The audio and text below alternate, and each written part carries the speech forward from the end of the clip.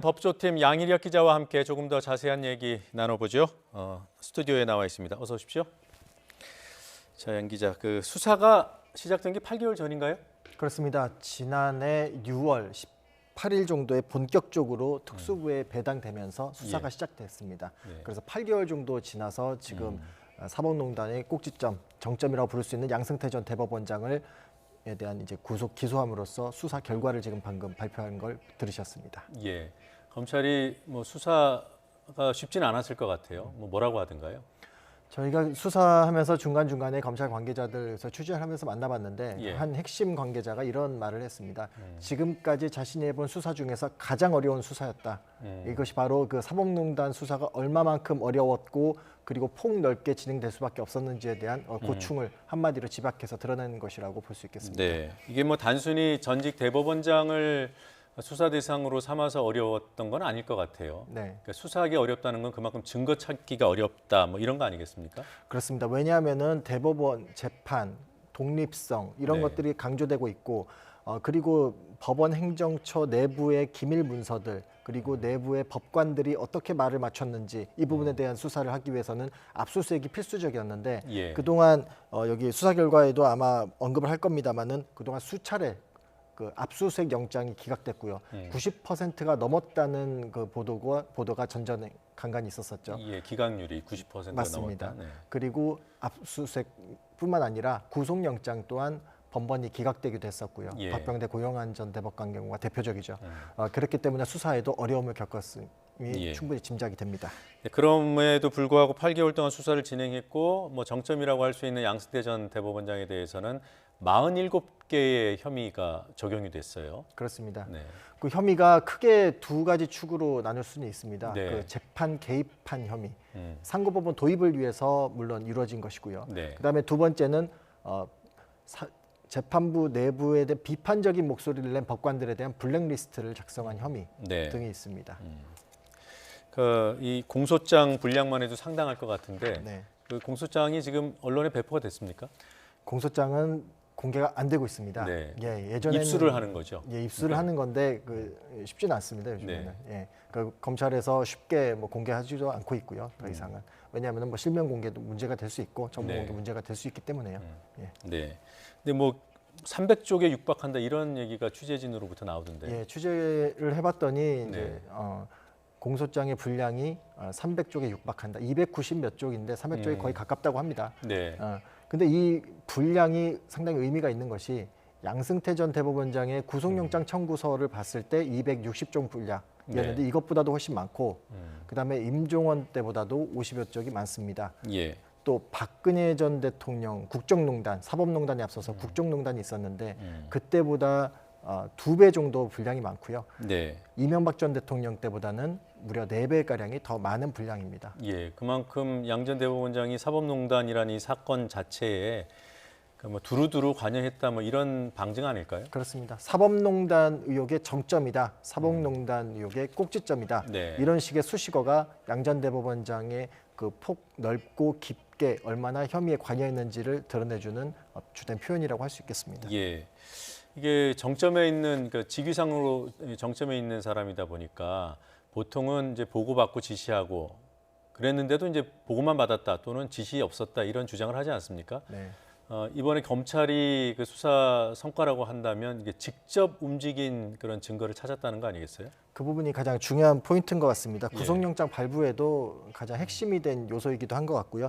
대표적인 게 일제 강제징용 재판에 직접 개입했다는 물증이 나온 건데 그 김앤장의 변호인이 그 일본 전범기업 측의 소송 대리를 맡고 있었습니다.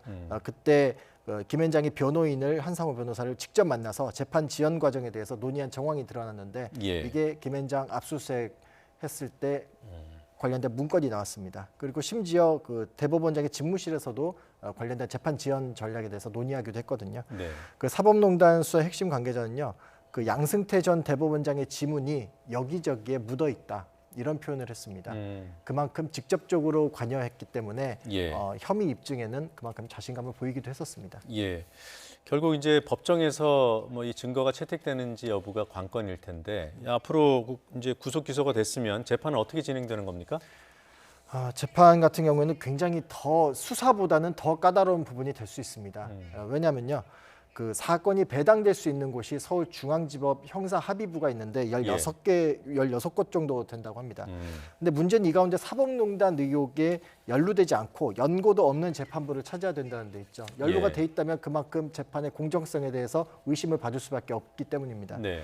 그래서 공정한 재판을 하려면 당연한 순서인데 사법농단 연루 법관만 100여 명에 지금 현재 이른 것으로 파악되고 있습니다. 수사 결과. 예. 그리고 양승태 전 대법원장 이후에 추가로 또 재판에 넘겨질 법관들까지 고려하면 이 아무런 연고가 없는 법관 혹은 재판부를 찾기가 하늘의 별따기입니다. 이렇기 때문에 과연 어느 재판부에 맡길지가 가장 큰 넘어야 될 산이 될 거고요. 네. 또 만약에 예를 들어서 이런 문제도 있을 수 있습니다. 예를 들어서 박병대 전 대법관의 경우에 영장이 재청구가 됐었습니다. 예. 그때 영장 재청구를 전담한 영장 전담 판사가 그 허경호 부장판사였는데요. 근데 이때 어떤 시비, 어떤 논란이 일었었냐면 이 사람이 박병대 전 대법관의 범죄 사실의 공범으로 여러 차례 적시되었던 강형주 전 법원 행정처 차장이라고 있는데 네. 이 강 전 차장의 배석 판사 출신이다. 이렇게 박병대 전 대법관의 혐의에 직접적으로 연루가 돼서 수사까지 받은 사람과 아주 밀접한 관계에 있는 사람이 영장 실질 심사를 맡는다면 과연 예. 어떤 결과가 나오겠는가라는 의문이 제기되기도 했었거든요. 예. 그러니까 이런 식으로 그 관련이 전혀 없는 법관들을 찾다 보면 굉장히 재판에 어려움을 겪을 것으로 보입니다. 예. 그러니까 지난번 이제 구속영장 지금 말씀 잠깐 해주셨습니다만 양 전 대법관과 관련해서도 관련 없는 사람 판사가 해야 된다고 해서 원래 영장 전담 판사들이 있는데 긴급하게 추가로 투입해가지고 배당을 하지 않았어요? 예전에 사법농단 수사가 시작되면서 예.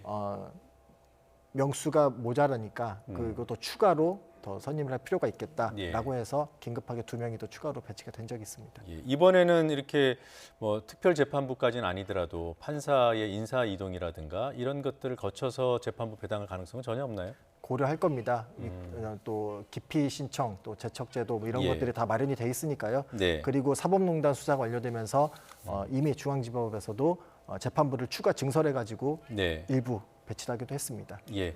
또 한 가지만 더 확인해 보겠습니다. 네. 앞으로 추가 수사해야 할 부분이 있나요? 이 양 전 대법원장 말고. 네, 뭐 수사가 일단락됐다고 표현할 수도 있겠지만 예. 정확히는 일단락되진 않았고 앞으로도 추가로 진행돼야 될 것들이 산적해 있습니다. 어떤 부분이 그렇습니까? 대표적인 것이 지금 배당 조작 부분이 이번에 수사 결과 발표에 좀 들어가 있지 않습니다. 아, 그래요? 예. 재판 배당이 조작됐다는 의혹이 네. 이규진 정 양형실장의 업무 수첩에 의혹이 들어가 있고 그 재판을 그래서 입맛대로 맞게 어떤 재판부를 맞춰서 사건을 배당했다라는 의혹이거든요. 예. 근데 이 부분에 대해서는 수사 결과가 아직 안 나왔고 계속 수사를 해서 더 밝혀내야 될 부분이 남아 있습니다. 예. 그리고 또 추가로 임종원 전 법원행정처 차장을 추가 기소할 때 나왔던 부분인데 국회의원들 4명가량이 재판에 대해서 청탁을 한 부분이 있습니다. 예. 이 부분에 대해서도 어떤 식으로 국회의원들을 수사할지 아니면 네. 기소를 할지